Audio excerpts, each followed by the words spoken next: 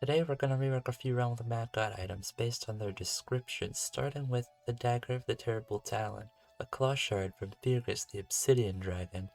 Now, I don't know about you, but nothing in this weapon really screams Thyrgus the Obsidian Dragon. If you don't know, Thyrgus is the Wind Dragon, so we're going to add an extra proc effect to this to make it a Wind Dagger. I've added a new proc effect to this. It reflects the final phase of the Thyrgus fight. On shoot below 20% HP, summon a deadly miasma cloud to attack enemies. This makes this dagger great. It is a Halloween exclusive item, but I don't think that'll bother anyone. This is perfect as is, now that I've changed it, of course. We have one final dagger here. This is the Mr. Mango. Displaying this malformed mango in public is said to awaken the rage of a long dormant entity from beyond. I wonder what that long dormant entity could possibly be. That's right, the Mr. Mango now summons a crab on equip. Just careful, it is a long dormant entity from beyond. Moving on to bows, we have the Bow of the Void, which infamously traps the soul of a forgotten hero every time you miss a shot.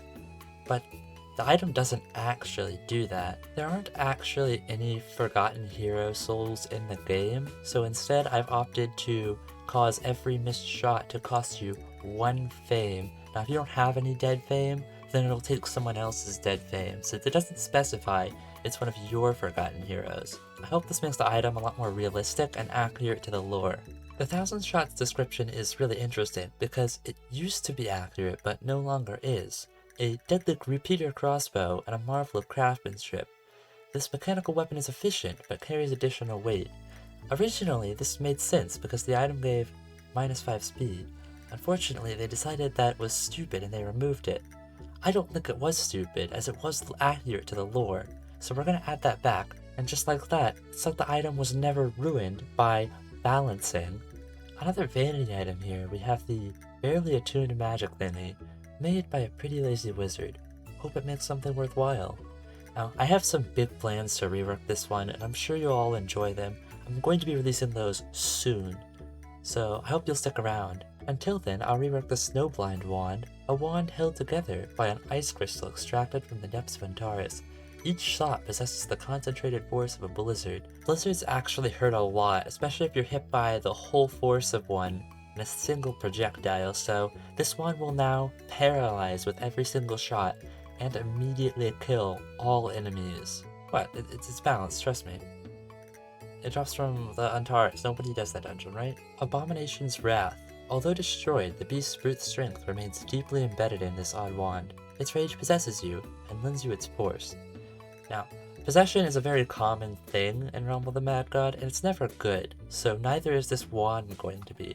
On equip, this item causes you to completely lose control of your character, and you'll be at the mercy of the Abomination's Wrath wand itself. Isn't that just wonderful? The Pirate King's Cutlass, used only by pirates who would make themselves kings. This cutlass is said to be cursed, as each pirate king seems to be killed rather unexpectedly.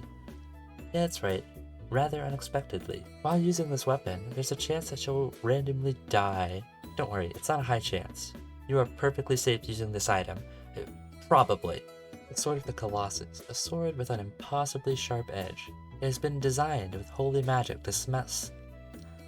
The Sword of the Colossus, a sword with an impossibly sharp edge. It has been designed with holy magic to slash like no other blade. Now, back when this was released, it actually was the only blade to have such a shot pattern as it does, but since then, several other items have that same slashing pattern, so it no longer slashes like no other blade.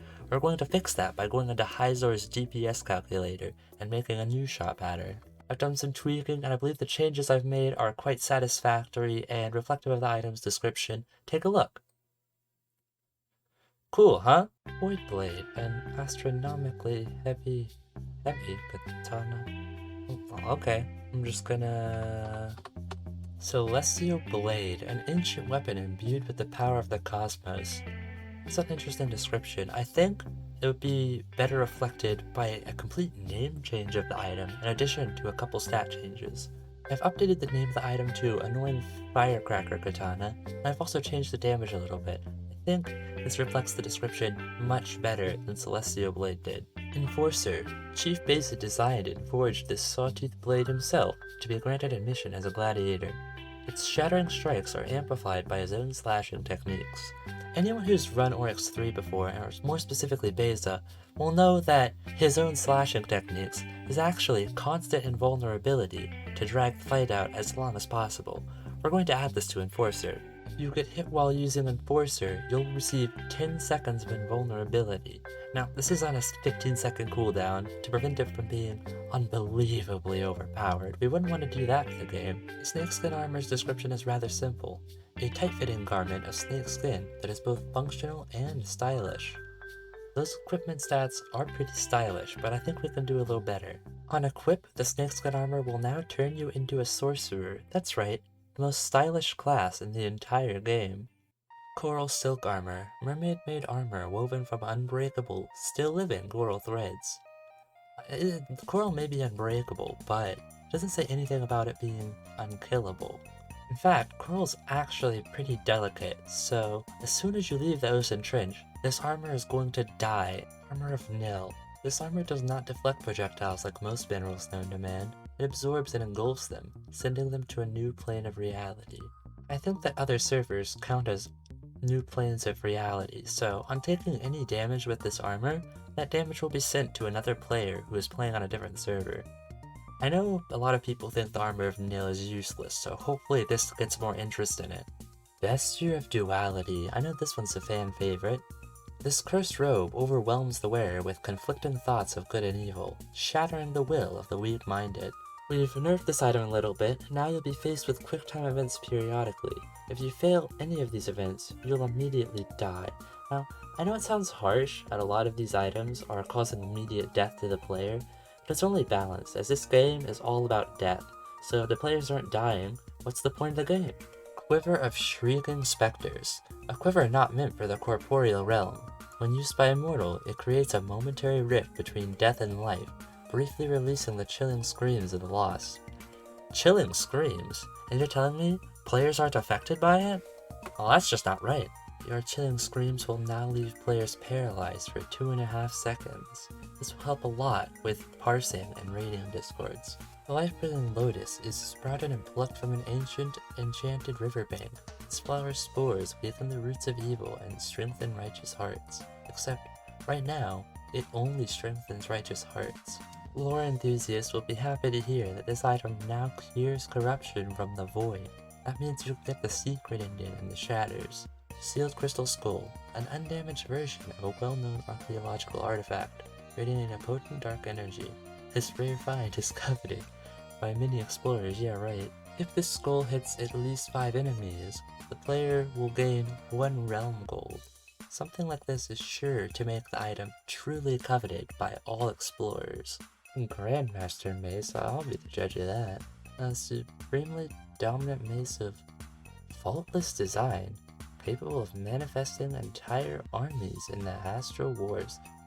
I mean, if it's faultless design, there we go. I'd say that's pretty faultless. 6 Panthers for a total of 18, 250 to 300 damage, 15-second lifetime, and 5-tile range. That's pretty much best in slot. In fact, I was gonna rework a few other maces, but since the Grandmaster Mace is now faultless and perfect, I see no reason to. Helm of Draconic Dominance. The last piece of the taming ritual requires a man to be bound to a dragon. What? Wizards were able to link a man to a dragon spirit using magic and pain. Ow.